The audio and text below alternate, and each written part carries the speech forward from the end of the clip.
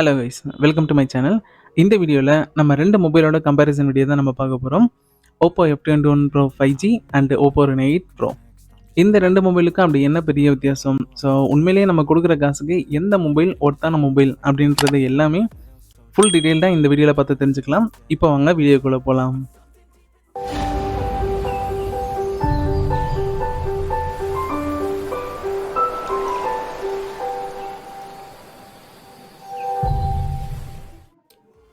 ரெண்டு மொபைலோட ப்ரைஸ் ரேட்டை கம்பேர் பண்ணும்போது OPPO F21 Pro வந்து பார்த்தீங்கன்னா அரௌண்ட் 23,000க்கு வந்து பார்த்தீங்கன்னா இப்போ எல்லா ஆன்லைன் ஷாப்ஸில் எல்லாமே அவைலபிளாக இருக்குது. இந்த ப்ரைஸ் ரேட்டுக்கு 8GB RAM 128GB ஸ்டோரேஜ் கொடுத்துட்ருக்காங்க. Reno 8 பொறுத்த வரைக்கும் 44,000க்கு 12GB RAM 256 ஸ்டோரேஜ் கொடுத்துருக்காங்க.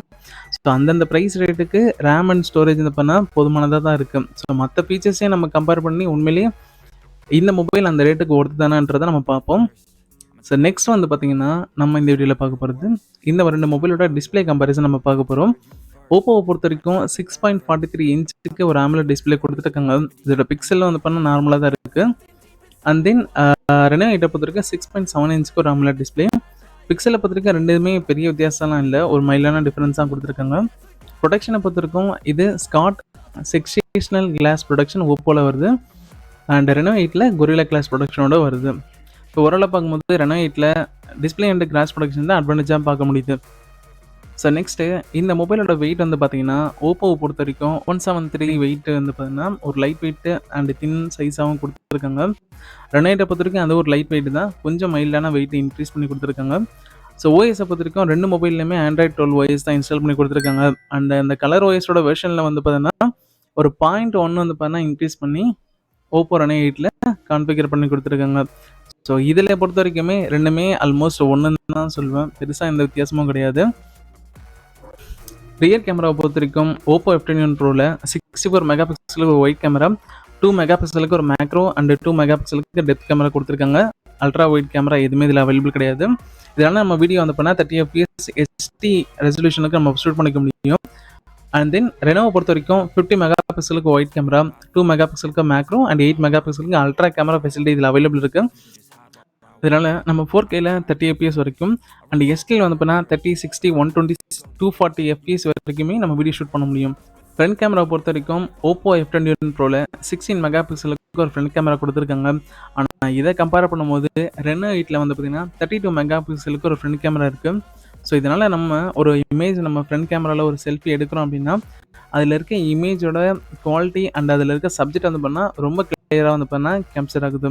ஸோ கேமரா ஃப்ரண்ட் கேமராவை பொறுத்த வரைக்கும் Reno 8க்கு தான் இங்கே அட்வான்டேஜாக இருக்குது. ஸோ ரெண்டு மொபைலோட ஒய்ஃபை கம்பேர் பண்ணும்போது ரெண்டு பேருமே ஒரே ஒய்ஃபை மாடல் தான் யூஸ் பண்ணிகிட்டு இருக்காங்க. ப்ளூடூத்தை கம்பேர் பண்ணும்போது ஸோ ரெண்டுமே லேட்டஸ்ட் வெர்ஷன் தான். ஸோ இதில் OPPO F21 Proவில் 5.1ன்ற வெர்ஷன் யூஸ் பண்ணுறாங்க. அந்த Reno 8ல் 5.3ன்ற கொஞ்சம் அட்வான்ஸ் வெர்ஷன் வந்து பார்த்தீங்கன்னா யூஸ் பண்ணிகிட்டு இருக்காங்க. ஸோ மற்றபடி இந்த கம்பேரிசனில் வந்து பார்த்தீங்கன்னா பெருசாக இந்த டிஃப்ரெண்ட்டாக நான் வந்து பண்ணால் பார்க்கலாம்.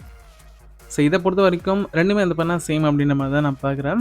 ஸோ Renoவோட ப்ரைஸ் ரேட்டுக்கு அந்த மாதிரி கொஞ்சம் ப்ளூடூத்தோட வெர்ஷன் இன்க்ரீஸ் பண்ணி கொடுத்துருக்காங்க, வேறு எந்த பெரிய டிஃப்ரெண்ட்டும் கிடையாது.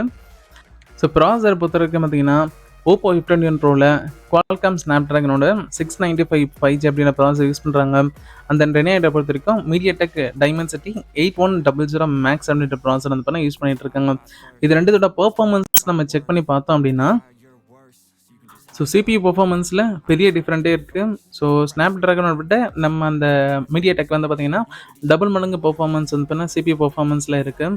அண்ட் தென் இதோட கேமிங் பெர்ஃபார்மன்ஸை கம்பேர் பண்ணும்போதும் சரி சேம், அதை விட நம்மளுக்கு டபுள் மடங்குல ட்ரிபிள் மடங்கு டிஃப்ரென்ஸை நம்ம வந்து பண்ணால் ஐடென்டிஃபை பண்ண முடியுது. அண்ட் தென் பேட்டரி லைஃப்பை பொறுத்த வரைக்குமே வந்து பார்த்திங்கன்னா ஸோ ஒரு சின்ன டிஃப்ரென்ஸாக நம்ம மேஜராக பார்க்கப்படுது. ஸோ ஓவராலாக பெர்ஃபார்மன்ஸ் பொறுத்த வரைக்கும் MediaTek ஒரு கேமிங் அண்ட் அதர் பெர்ஃபார்மன்ஸ்க்கு நல்லாவே இருக்கும். நெக்ஸ்ட் சார்ஜிங்கை பொறுத்த வரைக்கும் OPPO F21 Proவில் 33 வாட்ஸுக்கு ஒரு ஃபாஸ்ட் சார்ஜிங் அடாப்டர் ப்ரொவைட் பண்ணுறாங்க. ஸோ இதனால் 100% வந்து பண்ணால் நம்ம மேக்ஸிமம் 1 ஹவரில் நம்ம சார்ஜ் பண்ணிக்க முடியும். ஆனால் Reno 8 பொறுத்த வரைக்கும் Reno 8ல் 80 வாட்ஸ்க்கு ஒரு ஃபாஸ்ட் சார்ஜிங் அடாப்டர் கொடுக்குறாங்க. ஸோ இது குயிக்காக மேக்ஸிமம் 30 மினிட்ஸ்க்குள்ளே நம்ம 100% அப்படின்ற மாதிரி சார்ஜ் பண்ணிக்க முடியும். ஸோ ரிவர்ஸ் சார்ஜிங் ஃபெசிலிட்டி வந்து பண்ணால் ரெண்டு மொபைல்லையுமே அவைலபிளாக இருக்குது. ஸோ இந்த வீடியோ பார்க்குற உங்களை எத்தனை பேருக்கு ரிவர்ஸ் சார்ஜிங் அப்படின்றது தெரியுன்றது கமெண்ட் பாக்ஸில் சொல்லுங்கள். தெரியாதவங்களுக்கு ஒரு பேசிக்கான இன்ஃபர்மேஷன் ரிவர்ஸ் சார்ஜிங் பற்றி நான் சொல்லிடுறேன். ஸோ ரிவர்ஸ் சார்ஜிங் வந்து பார்த்தீங்கன்னா, உங்க மொபைல்ல ஒயர்லெஸ் ரிவர்ஸ் சார்ஜிங் அப்படின்ற ஒரு ஆப்ஷன் வந்து பார்த்தீங்கன்னா செட்டிங்ஸ்ல இருக்கும். அதை எனேபிள் பண்ணி வச்சிருந்தீங்க அப்படின்னா, உங்க மொபைல் 2 மொபைல் வந்து பார்த்தீங்கன்னா, எடுத்து நீங்க பேக் சைட்ல அட்டாச் பண்ணீங்க அப்படின்னா, ஆட்டோமேட்டிக்காவே அந்த மொபைல்ல இருக்க சார்ஜ் இந்த மொபைலுக்கு வந்து பார்த்தீங்கன்னா ட்ரான்ஸ்ஃபர் ஆக ஆரம்பிச்சுரும். ஸோ இதான் ரிவர்ஸ் சார்ஜ் அப்படின்றது. இதை பத்தி டீட்டெயிலா வேணும், இது எப்படி ஒர்க் ஆகும், இது எப்படி நம்ம யூஸ் பண்றது அப்படின்றது உங்களுக்கு தேவைப்படுது அப்படின்னா, மறக்காம கமெண்ட் பாக்ஸ்ல சொல்லுங்க. செப்பரேட் வீடியோ நான் இதுக்கு போஸ்ட் பண்றேன். ஸோ நெக்ஸ்ட் சவுண்டை கம்பேர் பண்ணும்போது OPPO F21 ப்ரோவில் நார்மலான ஒரு லவுட் ஸ்பீக்கர் தான் கொடுத்துருக்காங்க. Reno 8ல ஸ்டீரியோ ஸ்பீக்கர்ஸ் வருது. 3.5mm ஜாக் வந்து பண்ணா OPPO F21 ப்ரோவில் கொடுத்துருக்காங்க. Reno 8ல வந்து பண்ணா அந்த ஃபெசிலிட்டி வந்து பண்ணா அவைலபிள் கிடையாது. இது ஒரு சின்ன டிஸ்அட்வான்டேஜ் தான். ஸோ மேக்ஸிமம் எல்லா விதமான கம்பேரிசனும் உங்களுக்கு இந்த வீடியோவில் கிளியராக ப்ரொவைட் பண்ணிட்டேன் அப்படின்னு நினைக்கிறேன்.